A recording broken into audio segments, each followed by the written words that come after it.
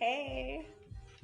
Okay, we're live. But it's that one time or that part where you're not sure if you're live or not. Then I can't even see myself. Let's see what's going on here. This is a new computer. How do I do this? Okay, let's see. Okay. All right, that's better. Oh my gosh. Okay. So let's get started. In lending, oftentimes when you see us, we seem to have it pretty much together. Behind the scenes, it looks more like this. I'm not kidding you. Every day, there's so much that comes out every day that you can't possibly keep up. Um, Guideline changes, lenders movement, rate changes. Um, some of these loans that we're locking, we're we're pricing them out 3 times a day, and we get shut in with lender price adjustments. I know I have this little yoga top on today. Business on top and party on the bottom. Um, but I do have pants on, so I'm not like talking to you in my underwear or anything weird like that. So, okay, let's talk. Let's talk. This video is for agents and consumers. You guys have been seeing so much stuff out there.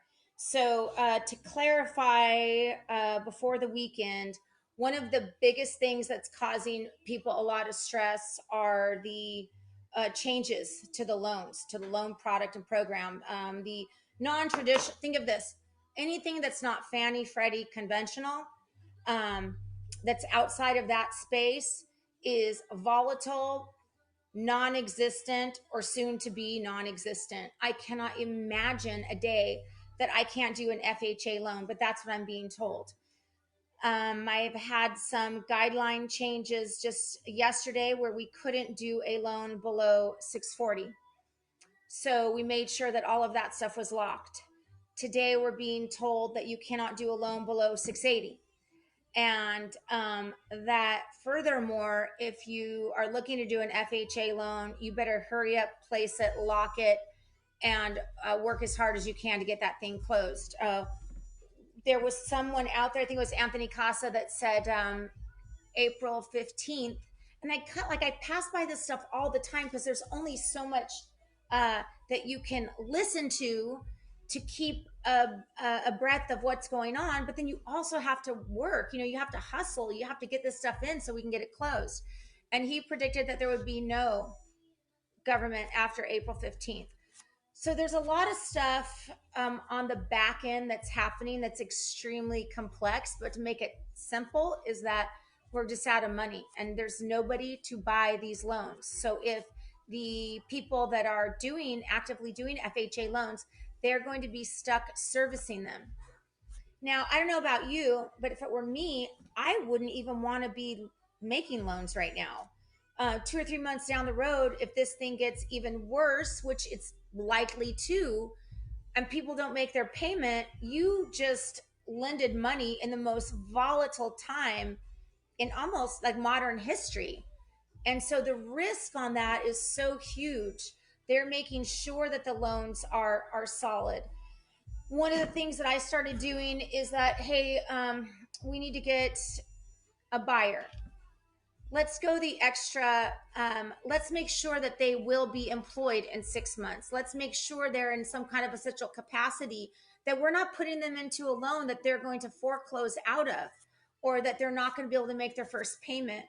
I'm seeing one of our lenders that I use a lot, UWM, has this really great documented closing where you're validating and certifying that you're going to have a job.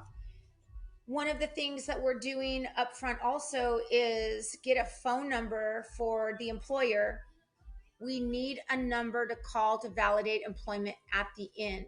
So all the way through the transaction, every week that I'm touching base, or every day, however much it is, I'm reminding my client, hey, make sure that number is still valid. Hey, make sure that number is still valid. We're getting your loan documents. Make sure that number is still valid. So with the loans, honestly, I would like to sit here and tell you I have an answer, I know, but I don't know. All I know is that every day I put my head down, I'm working 12 or 15 hours and I'm closing these deals and I'm taking care of my people. Many cases our people are saving a month or 2 months. They're saving money every month, and it's really a lifesaver. I'm seeing a lot of cash outs right now, which are really great. Those seem to be penciling more than anything. Okay.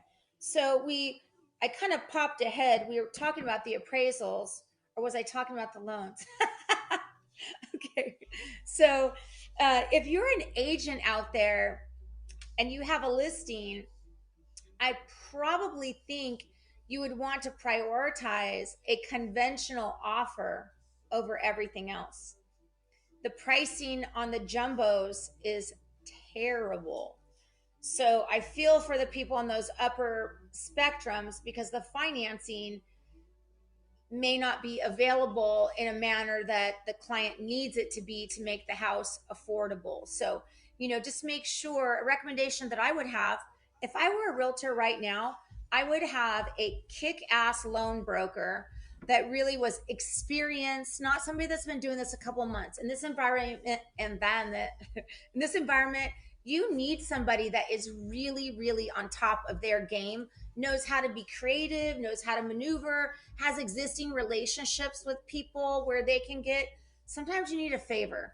And when you need one, it's good to know that you can get that favor placed. Yesterday, I pulled out a favor from one of my friends who's so busy, and she helped me lock this loan. I know that sounds silly, but it was like I knew that 640 was going away, and we were doing an extension. Anyway, long story.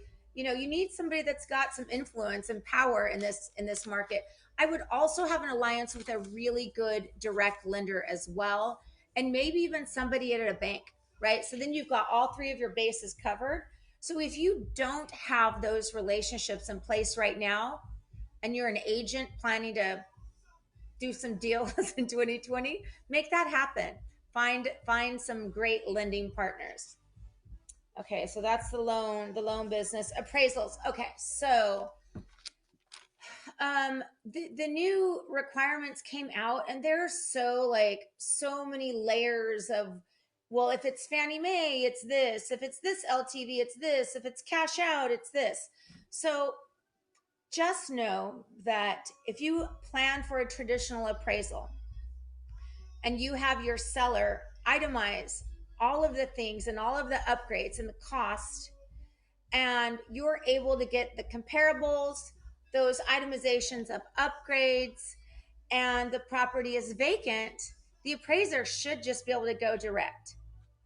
Another strategy that I would take would be something where you took professional photos and those photos were certified, and you were able to provide those to the lender who would provide those to the AMC, and possibly you could get by without an interior inspection, perhaps.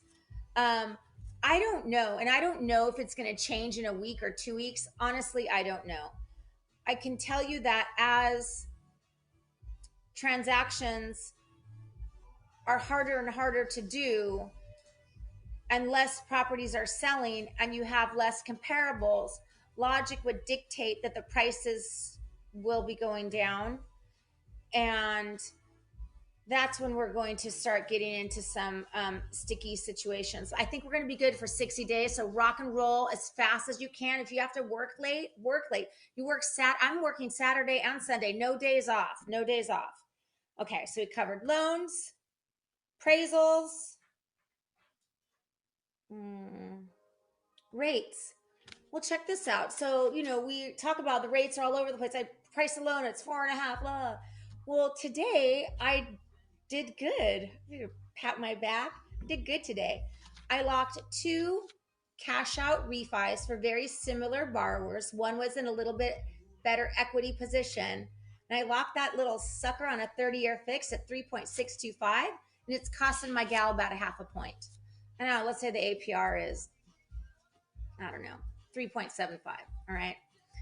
All right, compliance. My other deal was for a close personal friend, almost like family member. Locked them at 3.6, and I think it's costing like 0.75 or whatever. That's great. Are you kidding me? 3.6? Take that all day long. I also locked an FHA loan this week at 3.25. No points, 3.25. And then a purchase. I've got a purchase that just got their offer accepted. Oh, hi, Michael. Hi, Rhonda. A purchase, they just got their offer accepted. And I priced that yesterday and it was really ugly. And I priced it today and it's not so bad. It's like 4%, 700 FICO, 5% down, 4%, half a point cost. So if you can get financing, the rates right now are pretty dreamy. It's just if you're outside of the box, you know, in jumbo land or super jumbo land or non QM, that's basically non existent. Okay, so what to do? It's anticipated that rates are going to go down further. What I anticipate is that values will also go down significantly. I'm of the basis that we're heading into pretty significant housing event that's not going to bounce back by summer.